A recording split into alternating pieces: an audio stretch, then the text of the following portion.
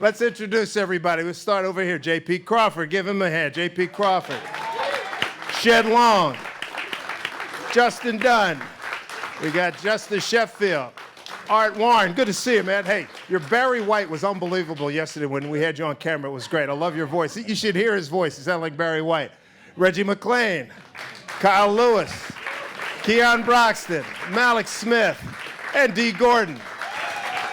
Hey, I hope you realize how huge this is for old people like me to see all of y'all together at one time. This is spectacular. What does it mean? What does it mean to you guys? Anybody jump in?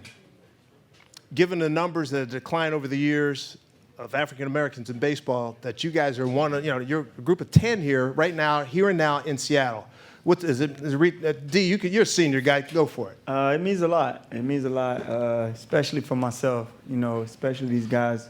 The whole group is pretty young. In the major leagues, trying to get their feet down together. So it's pretty special for me because I get to try to help them become big leaguers every day. And so. What's the biggest thing you want to try to tell them, to educate them on, to help them be successful? Everybody here got skills, so it's probably their professionalism. Being an African American, you got to be, pretty straight and narrow, and for this to be able to happen. This is unbelievable, man. JP, good to have you back tonight. Glad you're in the starting lineup. Appreciate it. Yeah, he's back in the starting lineup. When you see a group, what's it do to you? I mean, we're a couple of generations apart, but I mean, when you see all these cats together, you're on the same team, same cause. What's that do for you? It makes you wake up and want to go to the field every day. To go battle on the field with your boys. This is rare. This will probably never happen again, to be honest. So every day I look forward to going in the field. To getting better with my boys. I know they're going to push me, and we're going to push them to be the best we could be. It's great. It's great. Anybody have any questions? Feel free. Fire them up. Yeah, I like to do my Phil Donahue like in the old days. Run around. I was at the game the other night, and I was wondering when the Soul Patrol T-shirts are coming out for the outfielders. And then it was really cool to see two brothers up the middle, a double play combination between D and J.B. Crawford. So my question is, what's the best piece of advice you've ever received, not only in baseball, but just in life as far as pursuing your goals and becoming a success? That's a great question. I guess I'll go. Go ahead. The best advice I probably ever got came from a guy, and everyone in here probably knows who he is, Dusty Baker. I was going through a tough time in 2013 with the Dodgers. Wasn't getting to play, felt like I should be playing. Like, I'm pretty sure everybody here has been through that. And the best advice I got was, can I say the real words or should I? All right. You're among friends here. Don't bitch your way out. Don't bitch your way out. Work your way out. And I took that to heart, and I did it. I got a question. Shed, a guy like yourself, that's great response. What drew you to baseball? What kept you in baseball? My dad played baseball in college, so I mean, he likes baseball. So just growing up, we played everything. We played all the sports, but I knew that baseball was my gift, so he always pushed me in baseball to be better than I was the day before. And I mean, just knowing that was my gift, that just kept me around. Who, of you guys in the group, anybody come close to taking a basketball scholarship or thinking about doing a football scholarship? Basketball. I know. I'm always hearing about your hoop game. Yes, it's pretty amazing. How close did you come to playing D1 hoops? I was going to Louisville for sure. And Coach Patino? Yeah, senior year, on graduation day, my dad was like, "You should go play baseball." I was like, "Bro, I only played 19 games in my life." And he was like, "You got it." And I was like, "All right." Wow. Tom Gordon, his dad, that's good advice. I'm glad you listened. Keon, any other hoop guys, football guys? Keon? Football. Football? What position did you play in football? Receiver. Wide out, huh? Yeah. Slot guy or wide? Wide. Wide? Mm-hmm. I let the little guys go in the slot. You run the go routes. Yeah.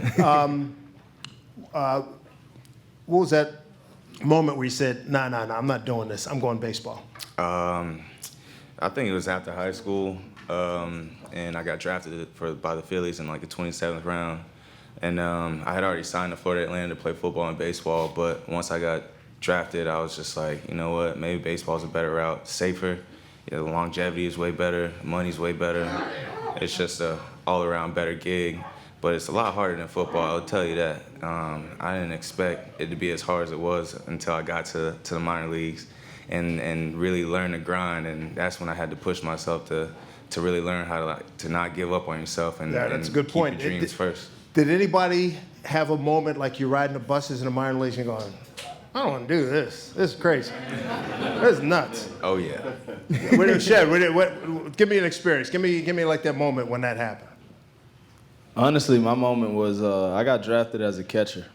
And my second year in pro ball, I wasn't playing a lot because, I guess they had the plans to move me to second base, but I wasn't playing a lot, and so I was just starting to hate baseball. It was 12-hour rides and just sit there and watch, so it was like, what's the point? I should have went to college. Well, I'm glad you stuck with it. Anybody else? Art, what about you? You're a big guy. What did you? Well, Malik. What do you got, Malik? What do you got? Tell him why you play baseball. It's not. Oh, okay. It's not a rap video. Okay. Dee wants me to tell the story of why I don't play football. My senior year in high school, I ended up moving to safety. One game, I played pretty close off the ball, didn't really care about, I didn't think nobody could beat me deep, so I played like 8 yards off the ball. One game, I had 26 tackles. And after that game, my brother, who was playing college football at the time, told me and my father, no. He played running back at Arkansas, so he took a number of hits in the SEC, and he was like, that is absolutely terrible for your body, and you should play baseball. So after that, I kind of knew for a fact I was going to play baseball. Anybody else have those reactions? Justice, did you play? I know you had brothers and whatnot. Did you have that kind of experience? Yeah, I played football and basketball growing up also, but for me it was a little different situation. I come from a small town, and once them baseball letters started coming in, that's when I dropped both those sports and started focusing on baseball because I knew that was my only way out to get out of my town. Yeah. Anybody want to make a case for, like, if you had to go in and do a recruiting thing and convince a kid who's a three-sport athlete and he's like All-American and everything, and convince him to play baseball, what would you tell him? Anybody? Mal? Just longevity on your career and your body, and you'll be able to play with your kids and your family when you're done. Versus like football, it's just a lot of head banging. Basketball, I'm pretty sure it's rough on your knees. It's not that bad over here in baseball. It's just long bus rides, a lot of games, but it's fun once you get to the major leagues. I would probably say, if you don't want concussions and knee surgeries, play baseball. I hear you. I think the industry probably needs to take it and run with it. I don't want to scare everybody, but those are just harsh realities. Right. Both my guys played. Well, my one son played basketball and baseball. My second son played football as a long snapper and a tight end. I'm glad he stopped, and he was a pretty good player. But they were good baseball players. Reggie, what's been the most fun since being called up? You're a rookie. What's been the most fun you've had so far here, being in the big leagues? I think the most fun I've had is just going out there and, proving that I, can be up here and I have success up here. Yeah. Because then it's just a boost of confidence for yourself, just, knowing that you actually belong. That first game you had in Houston, you give up a couple home runs, but you finished with 2 strikeouts down in Houston. It was nice seeing Marco Gonzalez came over, put his arm around you. What did he say to you? I remember that in Houston. He told me he liked what he saw, and he just told me, it's the debut. You're gonna do fine. Just keep doing your, sticking with it and just doing what you do. All right, Justin, I got to ask you. We talked earlier today. You know I was going to ask you, but you had a rough night last night. But you've been around. You're a competitor all your life. Being here, a family, You were excited as all heck, right, to be there. It didn't work out for you, but what's your mindset as you move forward now? Go back to work. I mean, I really appreciated D grabbing me yesterday after I came out and kind of just telling me I'm a big leaguer and that's something nobody can ever take away from me. And once I kind of let that settle in and realize that I deserve to be here and all I got to do is go back to work and do what got me here, I'll be fine. Yeah, you will be, no question. Hear, hear. All right, Kyle, you're on a magic carpet ride, my man. Keep it going. I mean, it's unbelievable. Walk us through what's been happening in your life these last 3 days, because it's been a blast to watch. And I about lost my mind when you hit that first home run. Yeah. And the next hit and the other two as well. Yeah. Yeah, I mean, I just coming into the first game was just trying to relax, keep it as simple as I could, and try to hit the ball hard, and been able to get a few up in the air, so that's pretty cool. But like, honestly, I'm trying to keep it the same as I always have. All this whole year through the minors, just go home, lay down, chill out, get my mind off the game, show up the next day, and go back to work. And it's been pretty cool to see, the process and the progress, and my family been able to come out, hang out with them. But yeah, really, honestly, trying to keep it, as normal as I can, as simple as I can right now. Just trying to, learn the ropes of being around the team and being around the guys and everything like that. That's great. I had your mom and dad visit in the booth before the game. It was great catching up. I think your aunt was with them, with the two. It was great meeting them. And man, are they happy for you. Yeah. Wow, it's fun. It's fun. Yeah. Hey, Art, what was it like, your first game in the bigs, man? It was wild. See, Barry White, what'd I tell you? My man.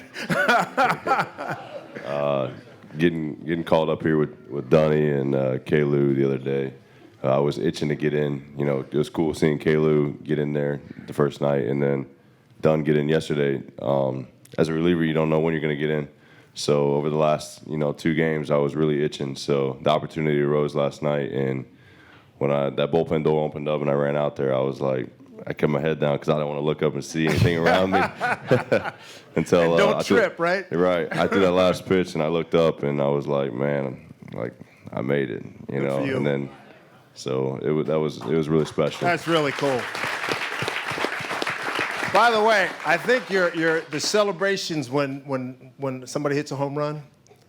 I want to run through that thing, man. When you guys said that little circle thing, I don't know if you put a name on it, the Soul Patrol, Circle of Joy, what do you got? Should I tell him the truth? All right, this how that started. So we told Kyle Seager he was a member of the hood.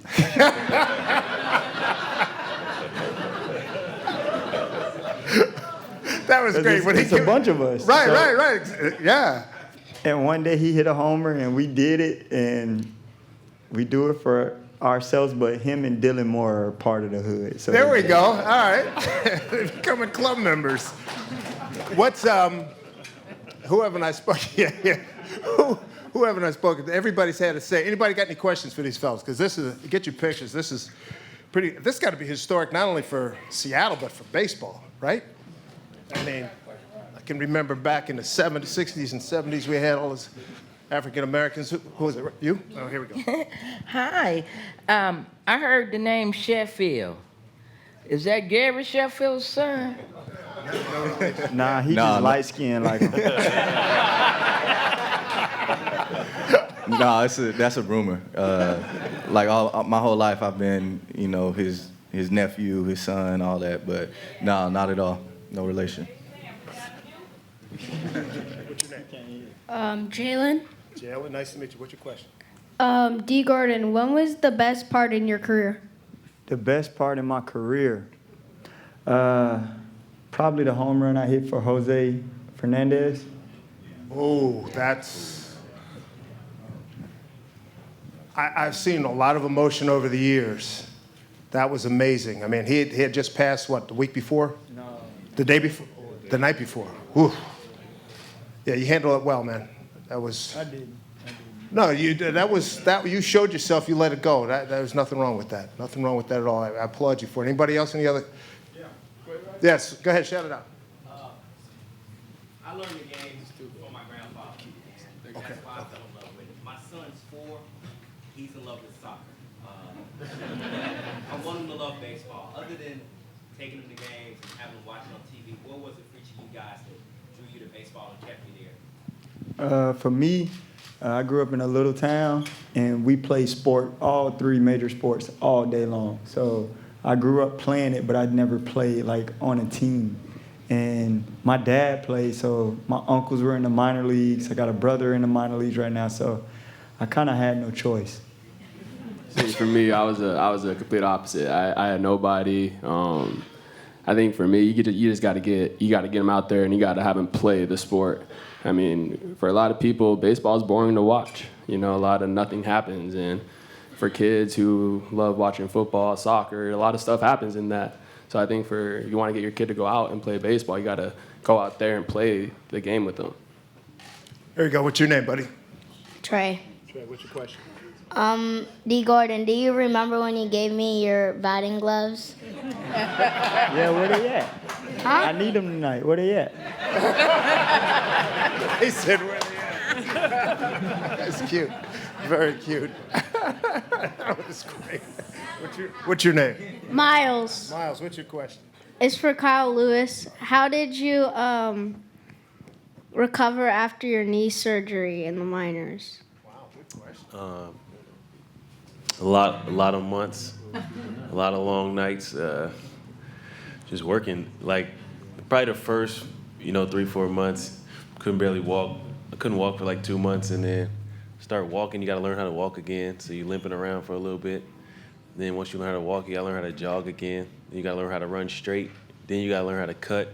You got to learn how to jump. So like all those things is like mental battles. Everything you do, it's a mental battle. Every day you go to sleep, you got to wake up and get your mind right for the next day. But, over time, it goes by, and when you look back on it, it makes you a lot stronger as a person. So I'm appreciative of it. Anybody else coming back in recent past, coming back from major injuries? I mean, because you had knees, back-to-back years, right? Yeah, but only one was reconstructed. The other one was arthroscopic. So the first time I had an ACL double meniscus repair, and then I was out for 11 months. Wow. And then I had an arthroscopic knee. That was only 3 months. Good grief. Glad you're here. Question? Yeah, go ahead. Shout it out. Can you guys talk about how important it is, or how important education is? Staying in school, getting good grades, how that has helped you guys make it to this level? I went to BC for 3 years, so I'm a year away from getting one of the best degrees in the country. And not only that, this game got me into that type of school. I wouldn't have been there academically at all. So school's important. I have a degree to fall back on if this doesn't work out, but God willing, it does.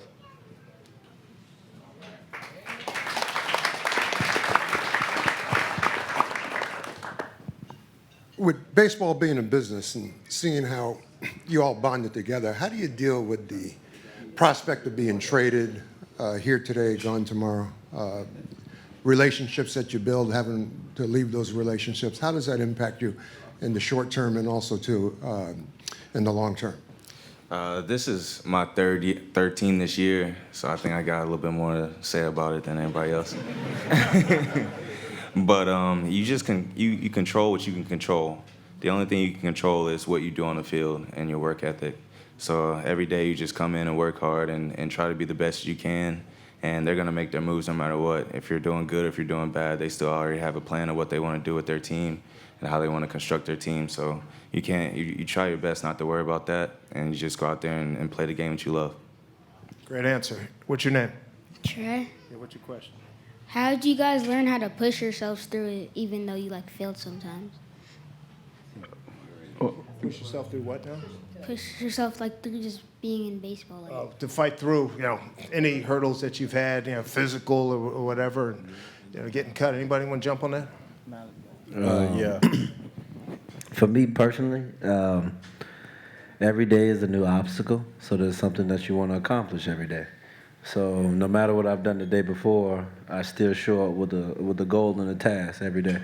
And if you keep something that you're trying to grab and grasp every day, then there's something to work on, something to improve, and then you'll continue to strive to be better no matter how much progress you've made thus far.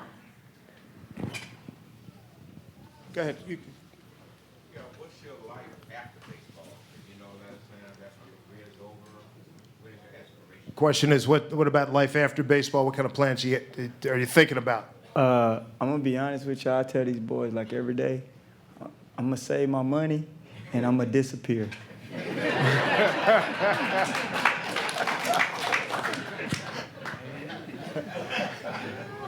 You guys are all young guys.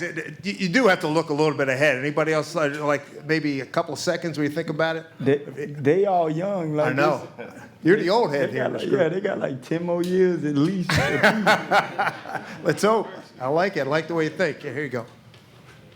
So both of my boys have played since they were 5. Baseball is what they love now. But I'm curious what you would go back now and tell your parents, as parents of baseball players, now that you have this experience, just looking back, what advice would you give to your parents? I got a brother right now who's not in the best spot with baseball mentally. He's played literally his whole life. Travel ball, he started playing with 8-year-olds at like 4. Yeah, he's been playing forever, and he's not in the best spot with it. And I think the biggest mistake we made as a family was not letting him do other things. You know what I'm saying? Like, he never played high school football, high school basketball, track. He never seen any of that. He showed up and played baseball year-round. So now at 23 years old, he kind of don't want to do it anymore. He's burnt out, huh? Yeah. So that's a shame. Let him do whatever. I love it personally because I didn't play till I was 16 years old. So I love it like a little kid right now because I didn't play that long. Wow. That's a heck of a story. Any other questions out there? Oh, here we go. What's your name? Jalen, when do you think was your best the best spot in your career? Best moment? Pick one. You've all had them. It's like, what's my line? Who's going to stand up or not, you know? Shoot, I think we can all agree to this. I'm going to say when I got called up. First game, it doesn't really matter how it goes. You've been working so hard to get to this point in your life. So you finally get there, you look around, and the guys that you've been watching on TV, you are actually playing against them. And that is a phenomenal moment. Wow. That's a good call. Yeah, go ahead. Yeah, that is a crazy feeling. I remember in a spring training game, I was sitting in center field, and I heard the name Alex Rodriguez up the hit. I was like, wait a minute. I'm like, I turn around, A-Rod's walking up to the plate. I'm like, I'm sharing the field with A-Rod. I'm like, I'm in the show. Nice. But for me, the biggest moment was probably when I hit my 20th home run. I've always had dreams of hitting 20 home runs, stealing 20 bags. And once I did that, I thought I was just the best ever. So that was it. That's great. 2 more questions because there is a game tonight. Yeah, go ahead. I'll just repeat it. Yeah. I'll repeat it. So I was curious, are you guys active right now, or anything to look out for? Who's active in the community, and what kind of plans might you have in that regard moving forward? I'm very active in the community. I actually have some of my group back here somewhere, Flash of Hope, trying to fight domestic violence.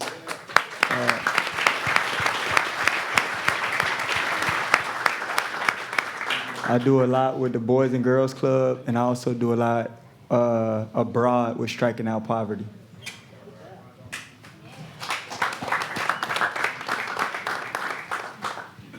Yeah, I know. If you didn't hear, D. Gordon is the Mariners nominee for the Roberto Clemente Award for service in the community. One more question before these guys have to run. I have a question. I've been hearing the word longevity. Can you say to these youth one thing that stuck out to you that has given you the longevity? Sleep. Sleep. Get your rest. There's times Malik will come to my house in Orlando and he won't see me because I'm asleep. Like, sleep. 9 hours at least. Take care of yourself. Yep. Skip was talking about routines, and that the younger guys just coming up, learn from D. Malik's been around, and Keon about getting a routine that works for you in terms of getting a rest, right? When you eat, how you eat, what you eat, right? Yeah, and he talked about the routine. My routine has been thrown off in Seattle because I didn't know y'all had collard greens and fried chicken. Yeah, well, y'all got macaroni and cheese.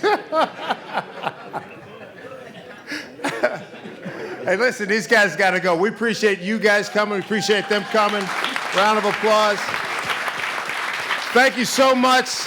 This has really been great. First time I've had an opportunity to do this, and to have 10 African-American guys on a team at one time is extraordinary. Give them a big round of applause.